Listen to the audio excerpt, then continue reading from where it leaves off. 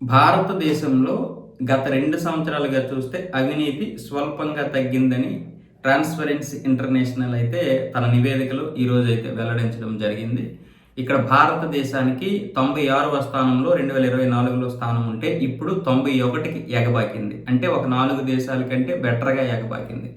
మొత్తం ఇప్పుడు భారతదేశం ప్రపంచంలో 104 దేశాల కంటే బెటర్గా ఉంది అవినీతిలో. కానీ ఒక 90 దేశాల కంటే దారుణంగానే ఉంది. కాబట్టి దీన్ని మనం ఆదర్శంగా తీసుకొని అవినీతిని తగ్గించుకోవాలి. ప్రభుత్వ ఉద్యోగులు కావచ్చు, రాజకీయ నాయకులు కావచ్చు, ప్రజలు కావచ్చు, అందరము దీన్ని కంకణం కట్టుకొని ఒక ఉద్యమంలాగా ఈ యొక్క అవినీతిని తగ్గించే ప్రయత్నం చేయాలి.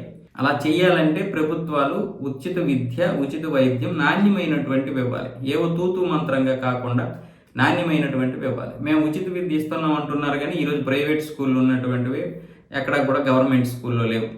అంటే చదువు, ముఖ్యంగా చదువు చెప్పడం విషయం. సో ఇక పిల్లల చదువుల కోసం కావచ్చు, లేకపోతే పిల్లల కోసం కావచ్చు, వైద్యం కావచ్చు, ఎక్కడికక్కడ అవినీతి అవినీతి అవినీతి ఈ రెండు సక్రమంగా ప్రజలకు దొరికితే సగానికి సగం అవినీతి తగ్గే అవకాశాలు అయితే ఉన్నాయి. ఇంకా మనం ఎగబాకాలి.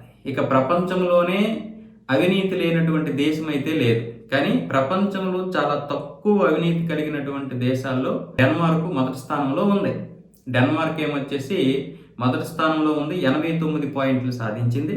అలాగే ఫిన్లాండ్ ఏమొచ్చేసి 88 పాయింట్లతో సెకండ్ స్థానం.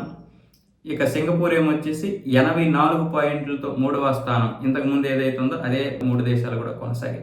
ఇక పాకిస్తాన్ 135వ స్థానంలో 28 పాయింట్లు.